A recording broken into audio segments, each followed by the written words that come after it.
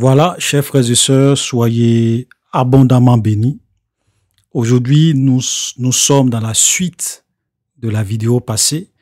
Dans la vidéo passée, il y avait 2 points qu'on devrait voir, la justice de Dieu et les différentes manifestations de Dieu dans le passé, dans l'Ancien Testament, avant la venue de Jésus. Et on a vraiment voulu, et nous voulons vraiment faire cette petite exhortation, ce petit enseignement, pour vraiment essayer de fermer la bouche aux mensonges et à la manipulation souvent de certaines personnes, surtout des musulmans, qui veulent souvent nous faire croire que Dieu ne peut pas se faire homme, Dieu ne peut pas se manifester, Dieu ne peut pas prendre une forme angélique, voilà, ou bien Dieu ne peut pas se faire homme pour venir dans sa propre création. Et donc, ce sont des enseignements, malheureusement, que peut-être que nous lisons dans la parole de Dieu, mais nous ne faisons pas attention. Ce sont des enseignements aussi dont on ne voit pas très souvent dans nos églises. Et ça fait que souvent, beaucoup de chrétiens sont dans l'ignorance concernant certains aspects de Dieu. Et donc, il est très important, surtout dans les temps dans lesquels nous sommes, de pouvoir vraiment connaître beaucoup de choses, de se former, vraiment d'être enseigné correctement dans la parole de Dieu pour ne pas vraiment se laisser gagner par les fausses doctrines, par les mensonges, par les manipulations, parce que nous sommes dans les temps de la fin et dans les temps de la fin, malheureusement, le diable est vraiment déchaîné. Satan travaille pour conduire beaucoup de personnes dans le mensonge, dans la perdition. Voilà. Donc, avant de commencer, je tenais vraiment à dire merci à tous ceux qui vraiment nous envoient des textos, nous envoient des vocales, nous contactent, voilà.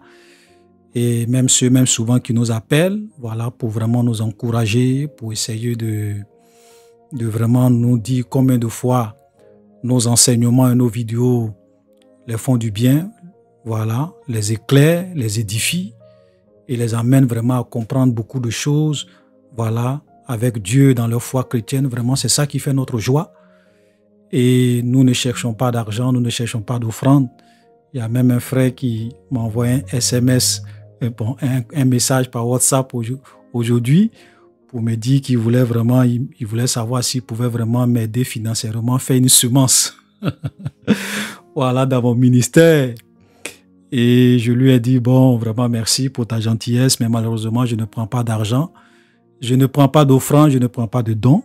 Voilà. Et c'est ce que j'ai eu à cœur, c'est ce que Dieu m'a pas dit de prendre de l'argent.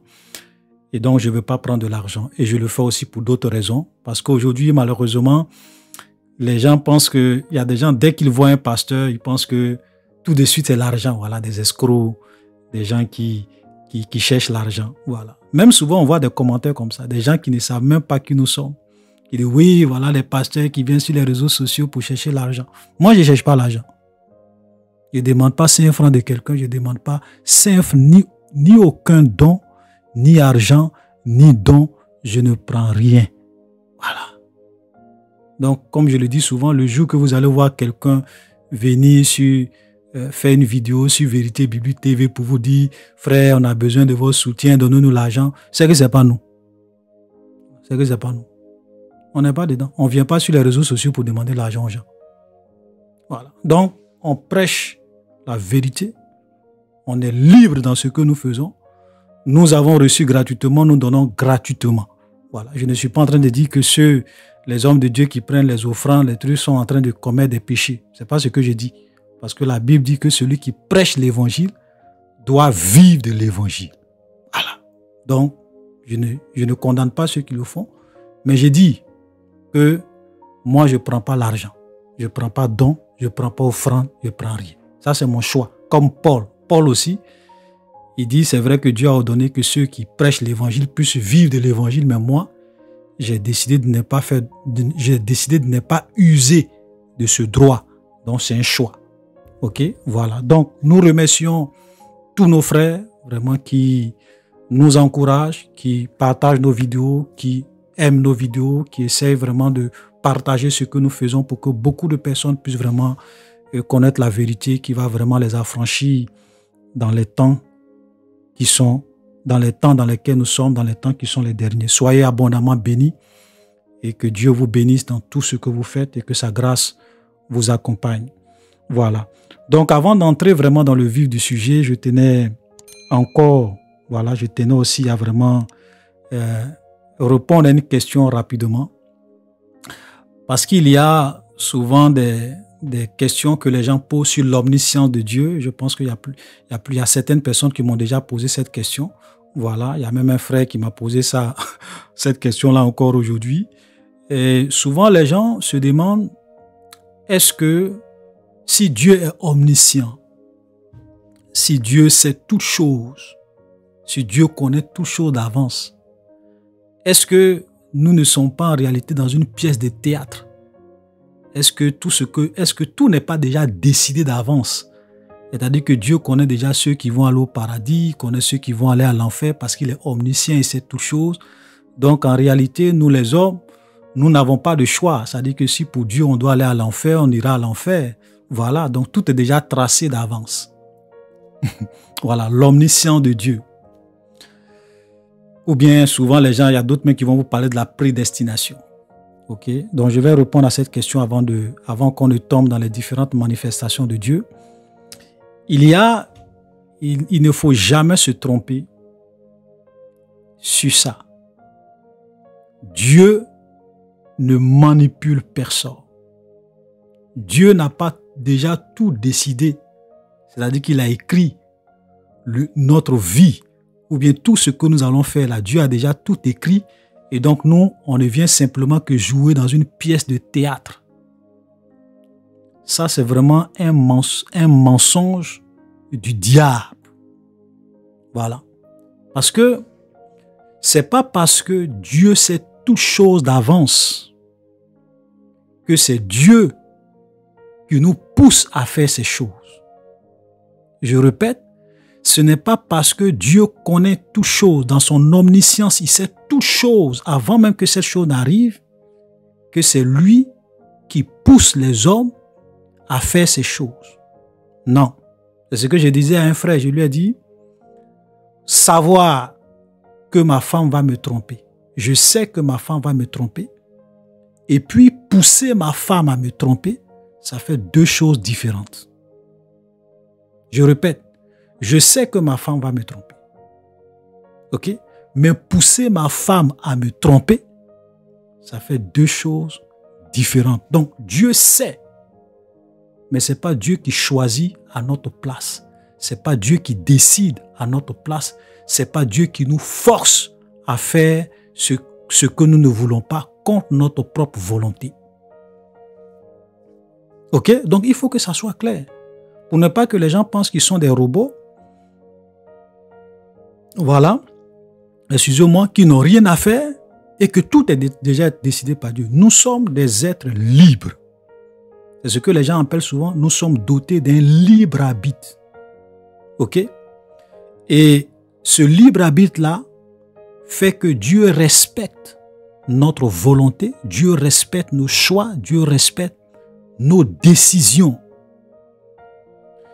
Le jour que Dieu va commencer à s'imposer à nous et à décider à notre place, ce jour-là, il est en train de violer sa propre règle. Ce jour-là, ça veut dire que si c'est Dieu qui décide à notre place, ça veut dire que Dieu ne pourra jamais envoyer quelqu'un à l'enfer.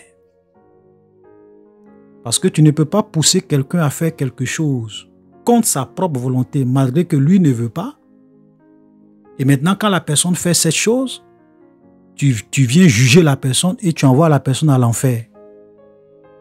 En ce moment-là, Dieu sera plus juste. Dieu sera plus le Dieu saint, le Dieu juste. Non. Comment quelqu'un peut venir juger quelqu'un? C'est-à-dire qu'un juge vient juger un voleur, alors que c'est lui-même le juge qui a poussé la personne à aller voler. Vous avez vu ça où, dans quel pays? Voilà, donc il faut vraiment faire cette distinction. Quand Dieu a mis l'arbre de la connaissance du bien et du mal dans le jardin d'Éden, l'arbre de la connaissance du bien et du mal dans le jardin d'Éden était l'expression. C'est vrai qu'on peut dire, on peut faire beaucoup d'enseignements sur ça. Mais l'arbre de la connaissance du bien et du mal était aussi l'expression de la liberté de l'homme. Parce que si tu dis que quelqu'un est libre, il faut qu'il ait la possibilité d'exercer son libre arbitre, de choisir de t'obéir ou de choisir de ne pas t'obéir. C'est ça qui fait qu'on dit c'est un être libre. Vous voyez? Donc, l'arbre de la connaissance du bien et du mal était l'expression de notre liberté. Pour dire à l'homme, c'est vrai, je t'ai créé à mon image, mais tu n'es pas un robot, tu n'es pas un automate. Si tu veux me suivre, tu décides de me suivre. Si tu veux aussi désobéir, tu as le choix de désobéir, de choisir ta propre voie. Vous comprenez? Donc, c'est parce que Dieu ne peut pas s'imposer à la volonté de l'homme que même lorsque Adam était en train de pécher, Dieu n'est pas venu pour empêcher Adam de prendre l'arbre de la connaissance du bien et du mal. Tout, quand le diable est venu tenter l'homme, Dieu a vu toute la scène. Il était là, il voyait tout. Mais il dit, ok, je leur ai donné ma parole. Je regarde qui ils vont choisir. Est-ce qu'ils vont choisir de suivre le diable qui est en train de leur mentir, ou bien ils vont réellement croire à ma parole et ne pas manger l'arbre de la connaissance du bien et du mal. Je vais les laisser faire leur choix. Ça, c'est le Dieu que nous adorons. Il ne s'impose pas aux hommes. C'est pour cela qu'il y a des milliers de personnes, des milliards de personnes qui vont à l'enfer. Pourquoi Dieu ne vient pas les empêcher d'aller à l'enfer? Parce que le jour qu'il fait ça, c'est qu'il est en train de violer la liberté de l'homme. Donc la seule chose que Dieu fait, c'est d'essayer de te convaincre, d'essayer de plaider avec toi, d'essayer de te montrer le bon chemin et de te dire ne fais pas ça, ne fais pas ça. Voilà, de te mettre en garde, de te présenter la vérité et te demander de choisir la vérité, de choisir le bien. Même le diable, vous allez vous rendre compte que même ça, c'est un principe, même dans le monde spirituel. Même dans le monde spirituel, le diable ne force personne. Quand Satan vient, il va te blaguer, il va te tromper, il va chercher à te séduire pour que toi-même, tu puisses décider de le suivre. C'est comme ça que le diable travaille. Vous comprenez? Voilà. Donc, ce principe-là, c'est un principe spirituel. C'est que nous sommes des êtres libres. Maintenant, quand tu vends ton âme au diable, là, tu es obligé d'assumer les conséquences. Souvent, ceux qui vont signer des pactes avec le diable, ils vendent leur âme au diable. Donc, quand ils sont en train de violer le pacte, Satan peut venir les tuer. Pourquoi? Parce que selon les clauses du contrat, voilà, Satan peut faire d'eux, puisqu'ils ont déjà décidé de vendre leur âme au diable. Voilà. Mais le premier pas, c'est toi qui le fais. Donc, il faut savoir que nous sommes vraiment responsables entièrement de nos choix, de nos décisions. Même si Dieu connaît ses choix et ses décisions d'avance, ce n'est pas lui qui nous force et qui nous pousse à faire ses choix. Voilà l'omniscience de Dieu. Parce que nous, les hommes, nous sommes dans le temps et dans l'espace. Nous existons dans le temps et dans l'espace. Mais Dieu est en dehors du temps. Dieu est en dehors de l'espace. Même si lui-même, il peut décider de rentrer dans le temps, de se manifester dans le temps, mais il est en dehors, dans sa nature, dans son essence, dans son origine. Dieu est en dehors du temps. Donc, c'est comme si lui voit en dehors du temps, il regarde le temps comme ça. Il voit le passé, le présent, le futur. Il regarde ça en dehors du temps. Voilà. Alléluia. Voilà, donc que personne ne vous trompe et n'ayez pas cette mauvaise conception en pensant que oui, nous les hommes, nous venons jouer dans une pièce de théâtre. Voilà, nos décisions, nos choix, tout est planifié d'avance par Dieu et on n'a rien à faire. Non, tu es responsable de ta vie à 100%. Tu es responsable de tes choix à 100%. C'est pour cela que chacun sera jugé par rapport au choix et à la vie qu'il aura menée. Il n'y a pas de doute sur ça. Voilà, donc chers frères et sœurs, je vous encourage à ne jamais placer votre foi en des hommes, à ne jamais placer votre confiance en des églises, à ne jamais placer votre confiance en des dénominations, à ne jamais placer votre confiance en des bishops. Comme je le disais dans la vidéo précédente, j'ai dit, chacun sera seul devant Dieu. Ton pasteur ne sera pas là. Ta maman ne sera pas là. Ton papa ne sera pas là. Ton prophète ne sera pas là. Tu seras seul devant Dieu. Et Dieu va dire, il est écrit. Jésus a été clair, il dit, celui qui entend ma parole et qui la rejette a déjà son juge. La parole que j'ai annoncée, c'est elle qui va le juger au dernier jour. Jésus a été clair. Frère, c'est pour cela que moi, je préfère conformer ma vie à ce que Jésus a dit. Non pas à ce que un prophète, un pape, un bishop, un archibishop, une église dit. Jamais. Je préfère placer ma confiance en Dieu, obéir à sa parole, et si j'ai des doutes, je préfère interroger Dieu lui-même. Parce que tu vas aller demander à ton pasteur, ou bien si tu es dans une église où les gens font des choses que toi-même tu trouves que c'est bizarre, si tu vas demander à ton pasteur, ils vont te dire que c'est bon. Ils vont essayer même de te convaincre que c'est bon.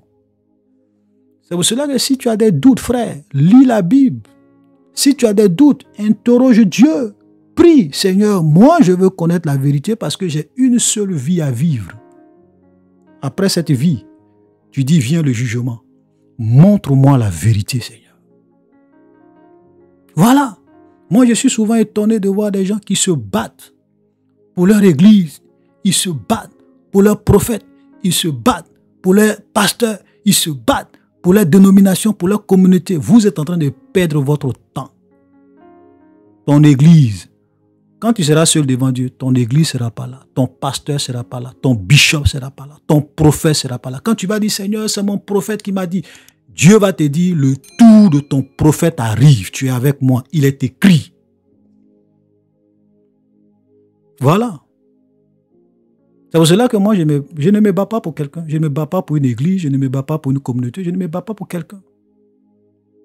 Parce que Dieu m'a donné une seule vie à vivre. Après cette vie, vient le jugement. Voilà. Il y a des gens qui jouent avec leur vie. Voilà. Comme je le disais une fois, j'ai dit, souvent, nous les hommes, nous ne sommes pas sérieux. Vous allez voir des gens, quand ils doivent aller se soigner, ils ne vont pas se dire, mais c'est dans quel hôpital ma maman ou bien mon arrière-grand-père partait. Ils ne vont pas dire ça. Ils vont dire, quel est le meilleur hôpital où je peux partir pour me soigner convenablement selon mes moyens. Quand ils doivent aller à l'école, ils ne disent pas, mais c'est dans quelle école mon arrière-grand-père partait, c'est dans quelle école ma famille est partie, c'est dans quelle école mon papa est parti, ma maman est partie. Ils ne se posent pas cette question.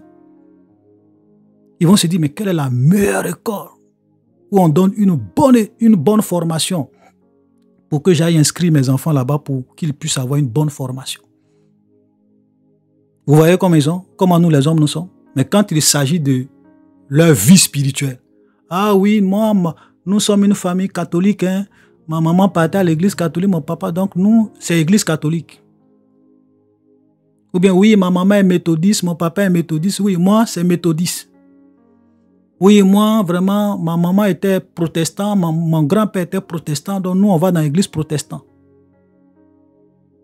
Mais quand il s'agit de leur éducation, quand il s'agit de leur santé, ils ne disent pas, mon papa s'est soigné dans cette école, mon papa s'est soigné dans cet hôpital, ou bien ma maman est allée dans cette école, donc moi aussi, je serai dans cette école. Ce n'est pas ce qui se pose comme question. Vous voyez comment souvent, nous, les hommes, nous ne sommes pas sérieux.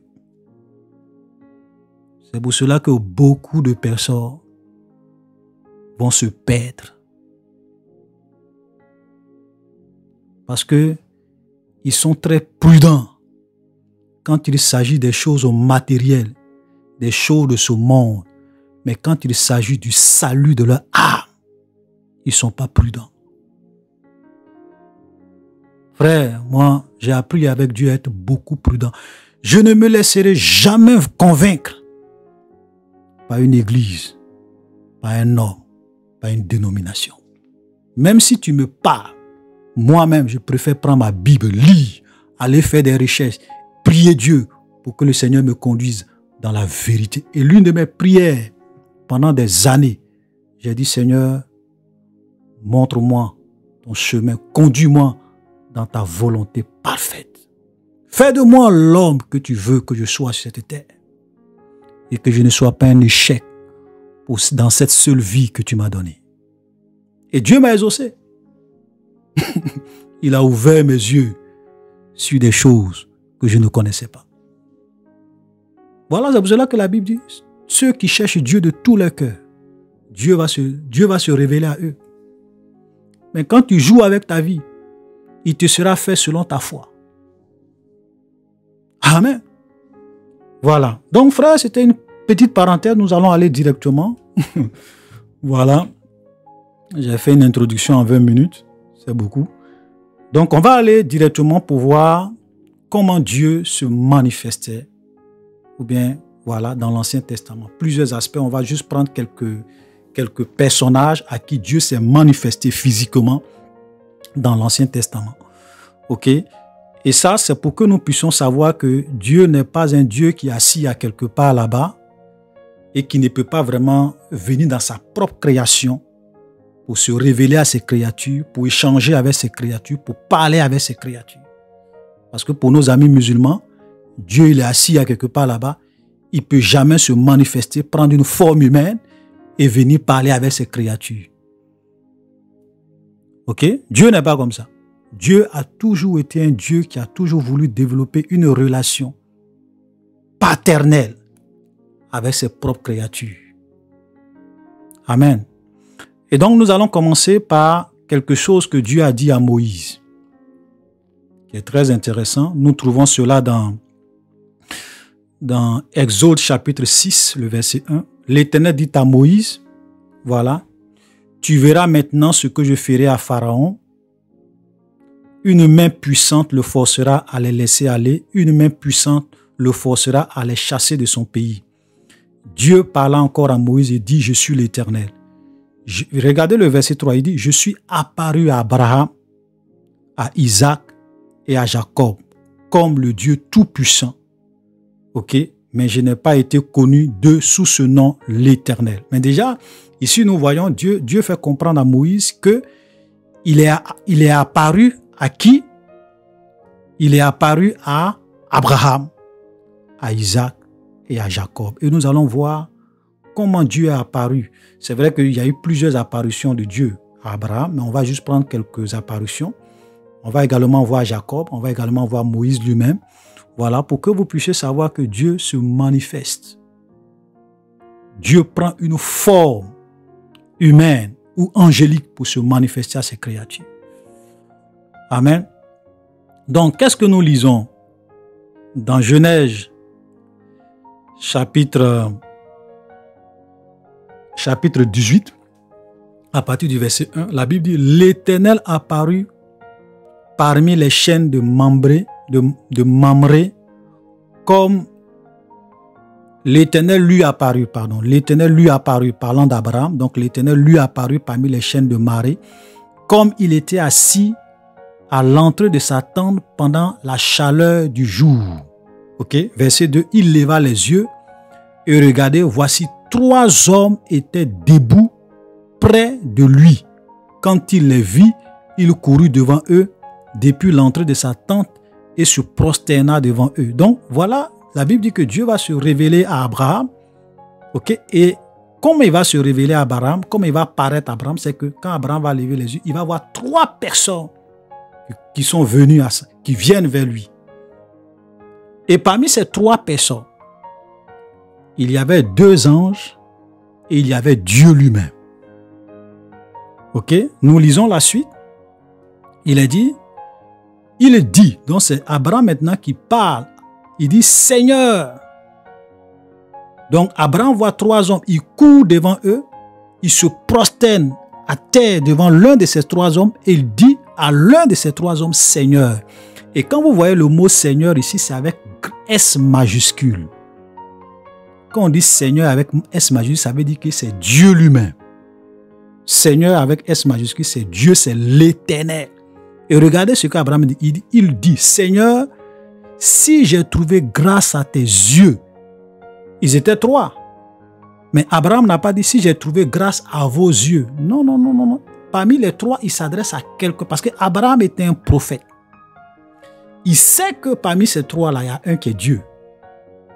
Et il appelle cet homme, parmi les 3, il dit Seigneur, si j'ai trouvé grâce à tes yeux. Il n'a pas dit si j'ai trouvé grâce à vos yeux. Non. Vous voyez? Ne passe point, je te prie, loin de ton serviteur. Vous voyez? Donc là, nous voyons 3 hommes qui apparaissent à Abraham, mais parmi ces 3 hommes, il y a un qui est qui? Qui est Seigneur, qui est l'Éternel, qui est Dieu. Donc Dieu prend une forme humaine et il vient à la rencontre d'Abraham. Alléluia. Et quand nous lisons, je ne vais pas lire tout le texte, mais je vous en prie, quand vous allez arriver à la maison, lisez tous ces chapitres que nous sommes en train de voir du début jusqu'à la fin, et vous allez comprendre, tu vois. Ensuite, donc Abraham va les recevoir, et à la fin on dit, les hommes s'éloignaient et allaient vers Sodome. Mais Abraham se tint en présence de l'Éternel. Donc parmi ces 3 êtres, ils vont se lever, ils vont partir, et Abraham va les accompagner. Et il y a 2 qui vont aller à Sodome, parce que ces 2-là étaient des anges. Et il y a un, celui qui était Dieu, lui va rester à côté d'Abraham. La Bible dit, mais Abraham se tint en présence de l'Éternel. Abraham s'approcha de qui? S'approcha de Dieu, et il va dire, et Dieu va dire, Abraham s'approcha et dit, feras-tu périr le juste avec les méchants? Donc Abraham va rentrer dans une conversation avec Dieu, il va commencer à plaider parce que Dieu lui avait dit qu'il va détruire Sodome. Et il va maintenant commencer à plaider avec Dieu pour lui dire, mais Seigneur, est-ce que si tu trouves 50 personnes, tu vas les détruire? Dieu dit non. Est-ce que si tu trouves 40 personnes, tu vas les détruire? Dieu dit non. Tu vois? Jusqu'à la fin, ok, Abraham même va voir que, franchement, il n'y a même pas 10 justes en Sodome. Mais regardez le chapitre 19, le verset 1. Les 2 anges arrivaient à Sodome sur le soir. Je m'arrête là, les 2 anges. Ils étaient 3. Il y a un qui était Dieu, qui est resté en arrière, qui a causé avec Abraham, et il y a 2 qui sont allés, et ces 2 anges-là, eux, sont allés à Sodome pour détruire Sodome. Qui a dit que Dieu ne peut pas prendre la forme d'un homme et se manifester à ses créatures? Frère, vous comprenez? Voilà comment Dieu s'est manifesté à Abraham. Et nous allons même encore lire un autre texte cette fois-ci. Nous allons par exemple voir une autre fois où Dieu s'est manifesté à Abraham sous une forme humaine encore. Ok, regardez, cette fois-ci c'est Abraham, lorsque Abraham est allé faire la guerre et qu'il a délivré son neveu Lot. Ok, la Bible dit que quand Abraham est revenu vainqueur de cette guerre, quelqu'un va venir à la rencontre d'Abraham qui s'appelait Melchizedek. Donc dans Genèse 14, le verset 18, il est dit, Melchizedek, roi de Salem, fit venir du pain et du vin. Il était sacrificateur du Dieu très haut. Il bénit Abraham et dit, béni soit Abraham par le Dieu très haut, maître du ciel et de la terre. Mais qui était ce Melchizedek? Ok? Pour savoir qui était ce Melchizedek, il faut aller dans Hébreux chapitre 7, le verset 3. Il est dit, je vais même commencer à partir du verset 1. Hébreux 7, à partir du verset 1er, il est dit, en effet, ce Melchizedek, roi de Salem, sacrificateur du Dieu très haut, qui allait au devant d'Abraham lorsqu'il revint de la défaite des rois, qui le bénit, et à qui Abraham donna la dîme de tout, donc la dîme du butin de guerre, qui est d'abord roi de justice, d'après la signification de son nom, ensuite roi de Salem, c'est-à-dire roi de paix. Vous voyez, donc déjà Melchizedek, ça veut dire roi de justice, ça c'est la signification de son nom. Ensuite, il est roi de paix. Et regardez le verset 3, il est dit, qui est sans, parlons toujours de Melchizedek, qui est sans père, sans mère, sans généalogie, qui n'a ni commencement ni fin de vie. Je m'arrête là. Ce Melchizedek n'a ni commencement. D'abord, il n'a pas de père. Quel homme dans ce monde n'a pas de père, n'a pas de mère? Le seul homme qui existait, c'est Adam. Parce qu'il a été créé directement par Dieu. Mais à part Abraham, quel homme dans ce monde peut dire que lui n'a pas de père, il n'a pas de mère? Mais Melchizedek, qui allait à la rencontre d'Abraham, La Bible dit qu'il n'avait ni père, ni mère, il n'a pas de généalogie, il n'a ni commencement, il n'a ni fin. Il n'a ni commencement de jour, ni fin de jour. Vous comprenez? Ce Melchizedek, en réalité, c'était Dieu. Parce que le seul être dans tout l'univers qui n'a ni commencement, ni fin, c'est Dieu lui-même. Parce que tous les anges, ok, ont un commencement. Nous, les hommes, nous avons un commencement. Même les anges qui sont au ciel avec Dieu, Dieu les a créés à un moment T donné. Donc, ils ont un commencement. Dieu est le seul qui n'a ni commencement ni fin. C'est pour cela qu'on l'appelle l'Éternel. Quand on dit l'Éternel, c'est celui qui n'a ni commencement ni fin. Il est éternel. Donc, Melchizedek qui va devant Abraham, un homme qui va à la rencontre d'Abraham, c'était qui? C'était Dieu lui-même, qui a pris une forme humaine. Jésus-Christ. Vous comprenez? Donc, voilà une autre preuve. OK? Ensuite, nous allons un peu parler de Jacob. Comment Dieu s'est révélé à Jacob. Parce qu'il a dit, je suis apparu à Abraham, je suis apparu à Isaac, je suis apparu à Jacob. Voilà, on ne peut pas voir tous, mais on va juste prendre Jacob, par exemple.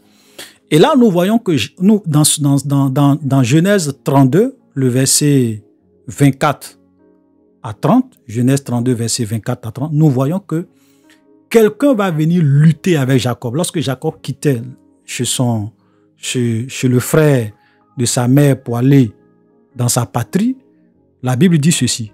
Lorsque Jacob demeura seul, alors un homme, écoute, on dit un homme, on n'a pas dit un ange, on n'a pas dit un esprit, on dit un homme lutta avec lui jusqu'au lever de l'aurore. Voyant qu'il ne pouvait le vaincre, ok, cet homme le frappa à la boiture de la hanche et l'emboîture de la hanche de Jacob se démit pendant qu'il luttait avec lui. Il dit, laisse-moi aller car l'aurore se lève. Donc la personne va lui dire à Jacob, laisse-moi aller. Et Jacob répondit, je ne te laisserai point aller que tu ne m'aies béni.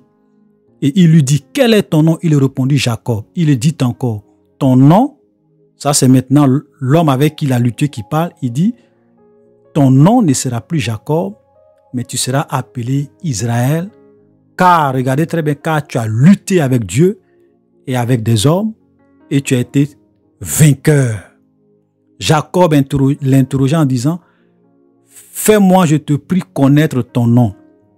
Il répondit, pourquoi demandes-tu mon nom? Il le bénit là. Ok. Jacob appela ce lieu du nom de Péniel, car il dit, j'ai vu Dieu face à face, et mon âme a été sauvée. Jacob dit, j'ai vu Dieu face à face. Mais pourquoi il dit qu'il a vu Dieu face à face? Parce que l'homme avec qui il venait de se battre, ok, même c'est vrai. Et là, c'est souvent là que tu vois que nos amis musulmans ont toujours des problèmes, disent, mais comment un homme peut se battre avec Dieu? Mais c'est pas que Dieu peut prendre une forme humaine et venir communier avec sa créature. C'est pas que Jacob peut faire palabre avec Dieu, mais c'est parce que Dieu lui-même voulait se révéler à Jacob. Voilà, c'est tout. Vous voyez même que Jacob ne pouvait pas vaincre cette personne. La personne a tapé Jacob et sa hanche s'est déboîtée. Vous comprenez? Voilà, c'est comme ça, parce que Dieu voulait vraiment se révéler à lui. Donc il a pris une forme humaine et il est venu pour essayer de lutter un peu avec lui. Voilà, parce qu'il voulait se révéler à Jacob. Et là, Jacob savait que cet homme, c'était Dieu. C'est pour cela qu'il dit, j'ai vu Dieu face à face. Et l'ange et l'homme va lui dire, ça c'est parce qu'il y a d'autres qui vont dire oui, mais ça c'est Jacob qui dit qu'il a vu Dieu. Mais l'homme avec qui il s'est battu, qu'est-ce que l'autre lui a dit? Je reprends la phrase, ok, de l'homme avec qui Jacob s'est battu, ok. Il dit, ton nom ne sera plus Jacob, mais tu seras appelé Israël, car tu as lutté avec Dieu et avec des hommes. Vous comprenez? Voilà, donc tout ça pour vous faire comprendre que, frère, même depuis l'Ancien Testament, Dieu prenait une forme humaine pour se révéler à ses prophètes, pour se révéler, ok, à ceux qui le craignaient. Donc Dieu peut prendre la forme d'un homme, la forme d'un ange, ok, et se manifester à ses créatures. Amen. Nous allons voir un dernier point rapidement. C'est juste une petite exhortation que je veux faire. Je ne veux pas qu'on puisse vraiment prendre beaucoup de temps. C'est juste pour que vous puissiez savoir que souvent, quand les musulmans veulent vous faire croire qu'il y a d'autres mecs qui vont vous dire, oui, mais avant que Jésus ne naisse là, donc Dieu n'existait pas. Mais ce n'est pas ce qu'on dit. C'est pour cela que je dis, nos amis musulmans, ils ne comprennent ni les Écritures, ni la puissance de Dieu. Voilà. Parce que même quand Jésus était sur la terre,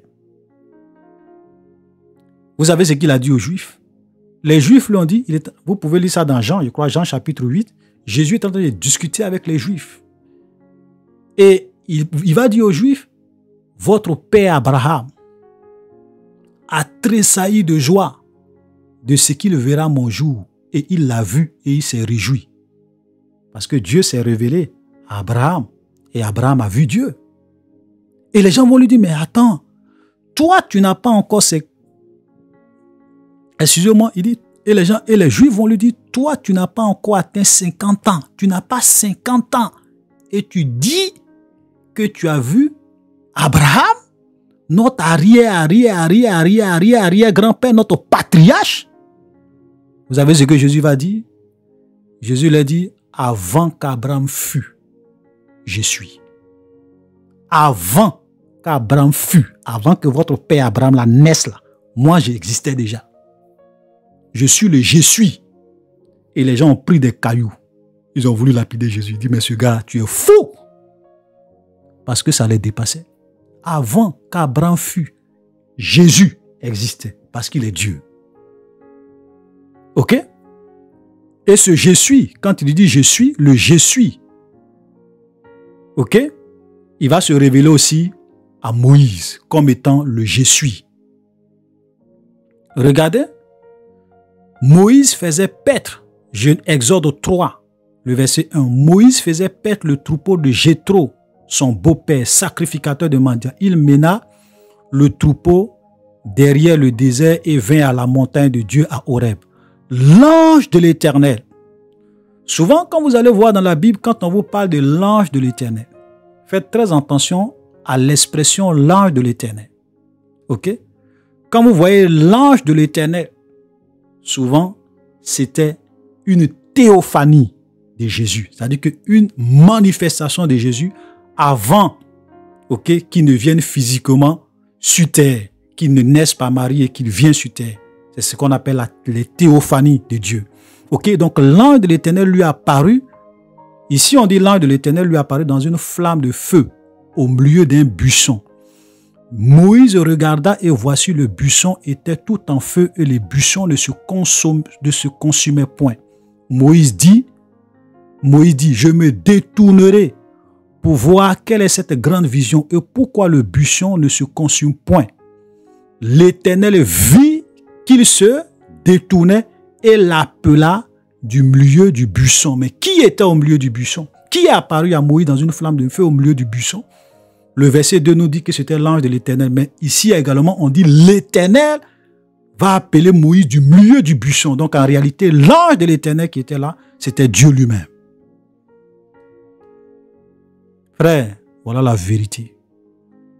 L'ange de l'Éternel, c'était Dieu lui-même. Donc quand on dit l'ange de l'Éternel, c'est Dieu lui-même. Amen. Voilà, vous voyez, donc voilà quelques exemples que j'ai pris pour vous montrer que Dieu, il s'est manifesté plusieurs fois dans l'Ancien Testament, en prenant des formes angéliques, en venant sous la forme de l'ange de l'Éternel, en venant sous la forme d'un homme, voilà, à plusieurs, des patriarches. Ok? Pour ne pas que les gens pensent que oui, Jésus était la première manifestation de Dieu dans la création. Non. Non. Alléluia. Voilà. Et donc, quand nous lisons Ésaïe 35, le verset 4, il est dit, ça c'est Dieu qui parle. Dites à ceux qui ont le cœur troublé, prenez courage, ne craignez point. Voici votre Dieu, la vengeance viendra. la rétribution viendra. Il viendra lui-même et vous sauvera. Ça, c'est Dieu qui dit à son peuple qu'il viendra lui-même pour vous sauver. C'est pour cela que Jésus devrait venir physiquement lui-même, naître sur cette terre comme un homme, venir lui-même pour nous sauver de nos péchés. Amen. Ok. Ésaïe 7, le verset 14, c'est pourquoi le Seigneur lui-même vous donnera un signe. Voici la Vierge deviendra enceinte. Elle enfantera un enfant. Elle lui donnera le nom d'Emmanuel, ce qui signifie Dieu avec nous. Ésaïe 9, le verset 6. Car un enfant nous est né, un fils nous est donné, et la domination reposera sur lui.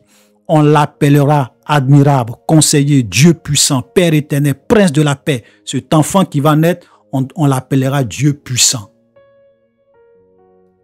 Alléluia. Vous comprenez? Donc, chers frères et sœurs, tout ça, j'ai fait ça pourquoi? Simplement pour vous faire comprendre une chose. C'est que Jésus était Dieu. Amen. Et ce Dieu s'est manifesté plusieurs fois en prenant une forme humaine pour venir se manifester à ses créatures. Voilà. Donc notre Dieu n'est pas un Dieu qui veut seulement rester en dehors de la création. C'est vrai qu'il est en dehors de la création, mais il peut décider, selon sa souveraineté, sa toute-puissance souvent, de venir dans la création, dans le temps et dans l'espace pour parler à ses créatures, pour communier avec ses créatures, pour échanger avec ses créatures. Amen. Voilà. Donc, je vais m'arrêter là pour aujourd'hui. Voilà. Donc, ainsi prend donc notre petite exhortation, notre petite étude sur les différentes manifestations de Dieu. Donc, shalom et soyez bénis.